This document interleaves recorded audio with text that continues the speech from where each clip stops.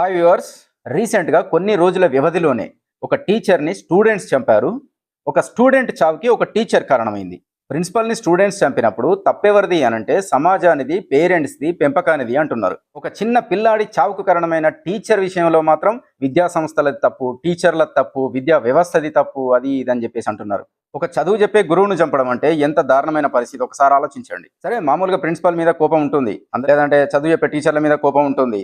అది ఎంతవరకు మనసులో తిట్టుకుంటారు, లేకపోతే ఏదో కొంతసేపు ఉంటుంది, కొన్ని రోజులు ఉంటుంది కోపం.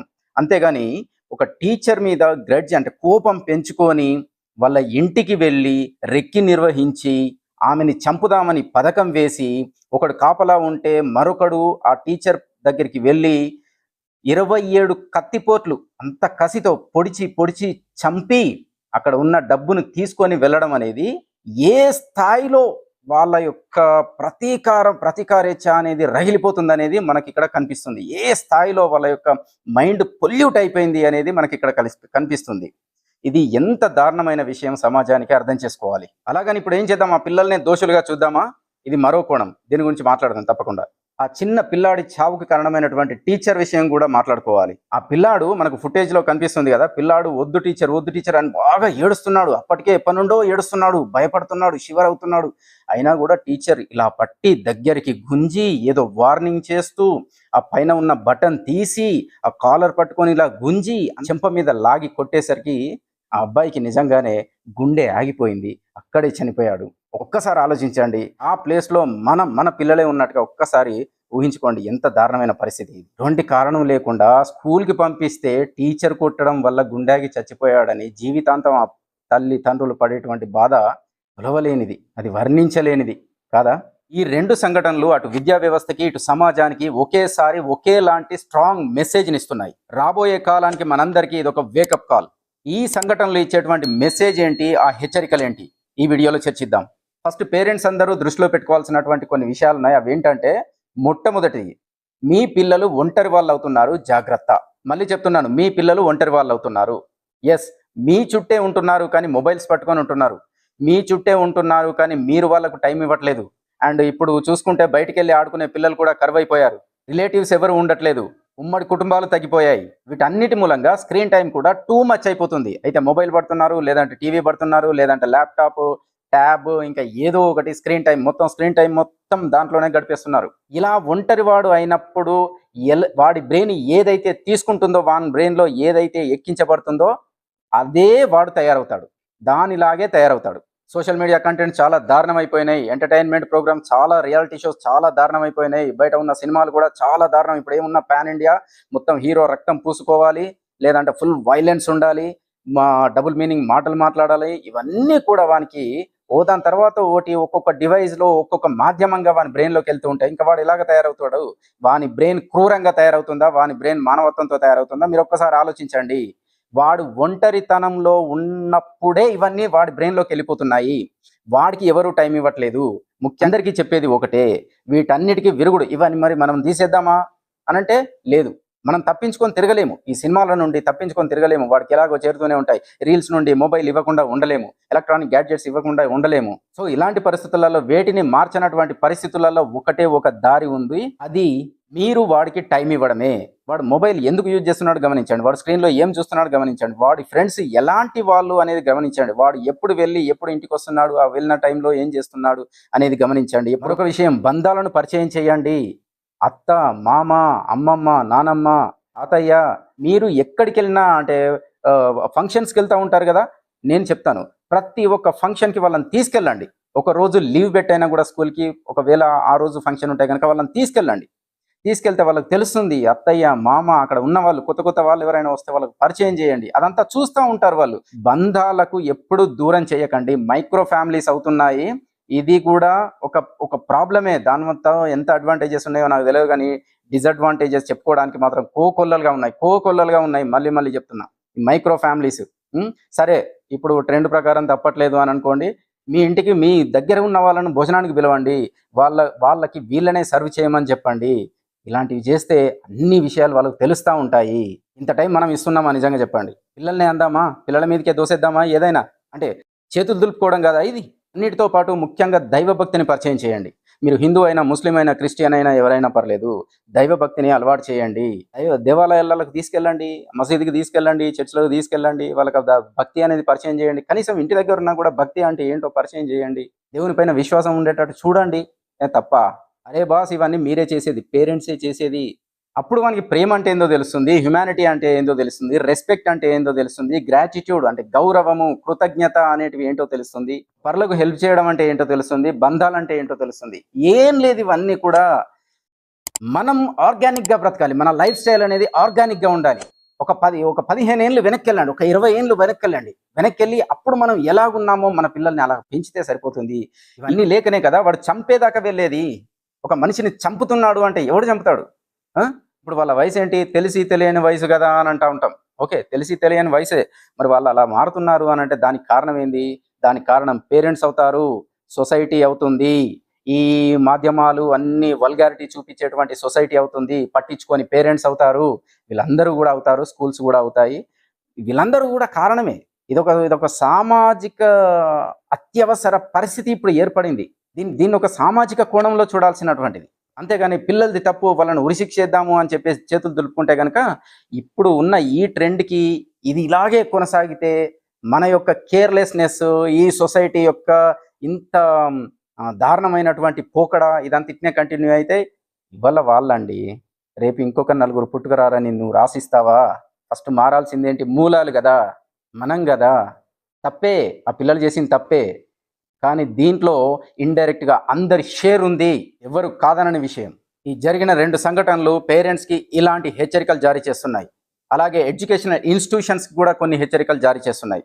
పిల్లలు ఒకప్పటి మాదిరిగా లేరు, విద్యార్థులు ఒకప్పటి మాదిరిగా లేరు. ప్రతి టీచర్ ఈ విషయం మైండ్లో పెట్టుకోవాలి, ప్రతి ఎడ్యుకేషనల్ ఇన్స్టిట్యూషన్ మేనేజ్మెంట్స్ ఈ మైండ్లో పెట్టుకోవాలి. తప్పకుండా మీరు ఎప్పటి మాదిరిగా పుస్తకాల్లో ఉన్నదే వానికి చెప్పేసి వీకెండ్ టెస్టులు పెట్టేసి మార్కులు ఇచ్చేసి ఆ మార్కులు రానుని అవమానంగా వారిని నిందిస్తాము, దండిస్తాము అనంటే కుదరని విషయం. ఈ రోజుల్లో ఇప్పటి పిల్లలకి అన్నీ తెలుస్తున్నాయి. మీరు క్లాస్ రూమ్లో టాపిక్ చెప్పేటప్పుడే అందులో ఉన్న 60% మంది పిల్లలు ఈ టాపిక్ నాకు లైఫ్కి దేనికి యూజ్ అవుతుందిరా అని అప్పుడే ఆలోచిస్తున్నాడు. వాడు ఆలోచిస్తూ నీ టాపిక్ వింటున్నాడు. అలాంటి జనరేషన్ ఇది.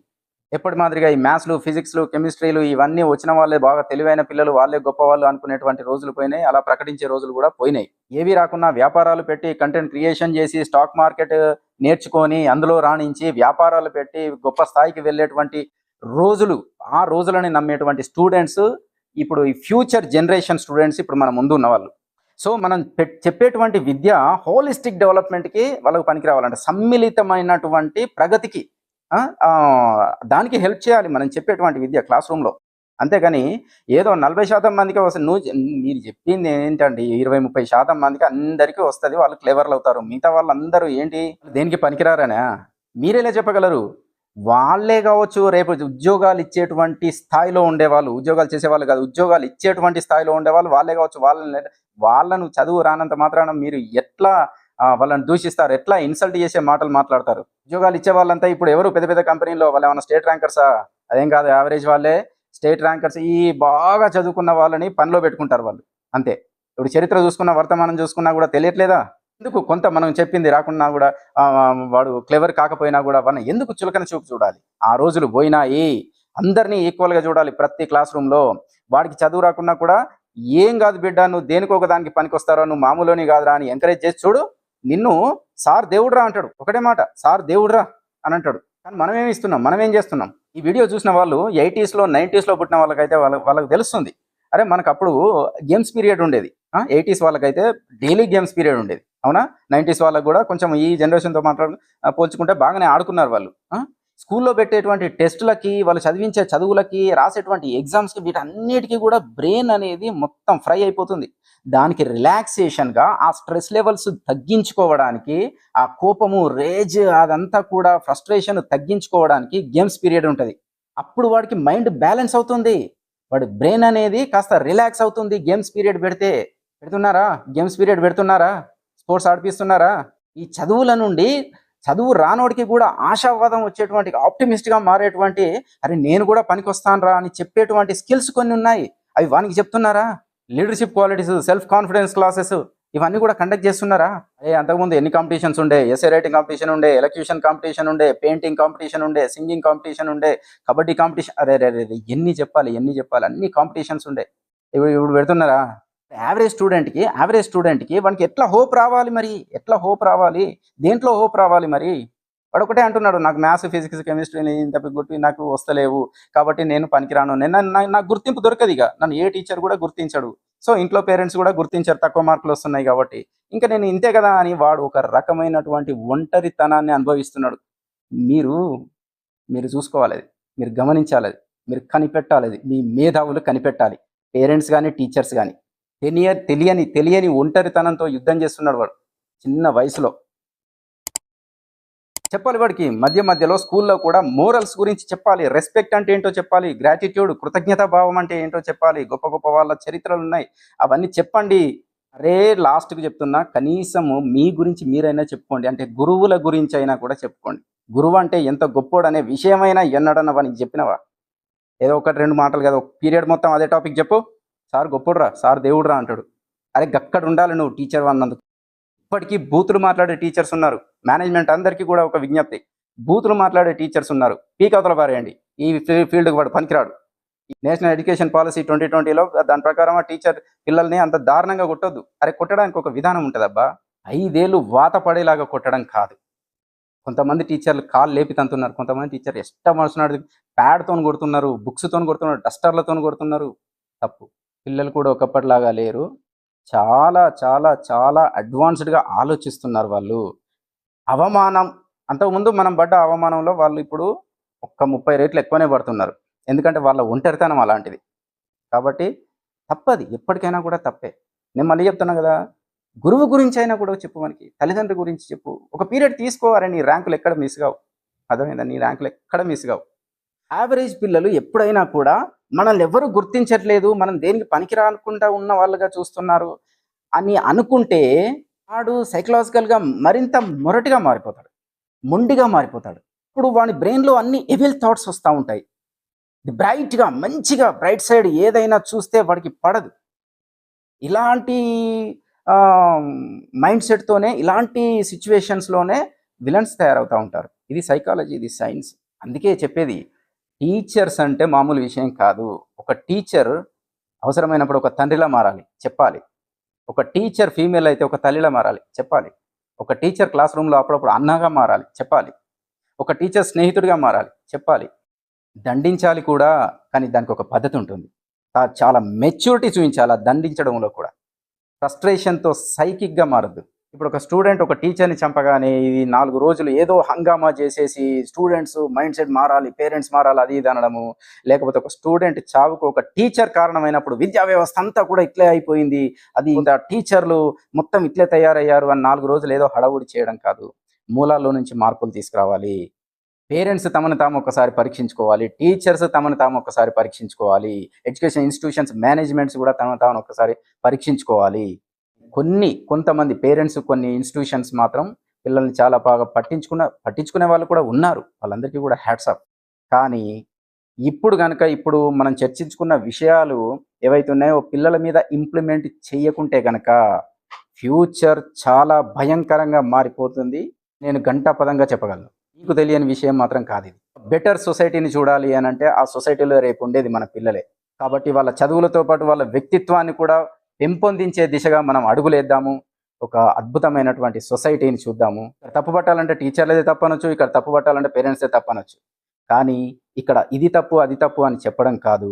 మార్పు అనేది ఎప్పుడు మన నుంచే మొదలవుతుంది. మనం ఎలా ఉండాలి, మనల్ని మనం ఎలా మార్చుకోవాలి, ఇప్పటి నుండి ఈ సంఘటనలు మనకు ఒక డేంజర్ బెల్స్ లాంటివి.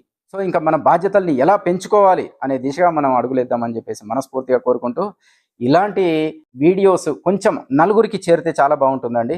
ఇదేం కమర్షియల్గా నేను చెప్పట్లేదు, ఓకే? ప్రతి వీడియోకి ఏదో సంపాదించుకుందాం అనేది ఏం ఉండదు. ఇలాంటి జెన్యూన్ విషయాలు మాత్రం నిజంగా అందరికీ చేరాలి. మీ తరఫున ఒక నలుగురికి, మీ ఫ్రెండ్స్ అండ్ ఫ్యామిలీ గ్రూప్స్కి షేర్ చేయండి. ఈ ఛానల్ని ఇప్పటికీ సబ్స్క్రైబ్ చేయకుండా సబ్స్క్రైబ్ చేయండి. వీడియో నచ్చితే మాత్రం లైక్ ఇవ్వండి. మీ దృక్పథం ఏంటి? పేరెంట్స్ ఏం మార్చుకోవాలి, టీచర్స్ ఏం మార్చుకోవాలి? ఒక 2 పాయింట్లు కామెంట్ బాక్స్లో తెలియజేయండి. Thank you very much.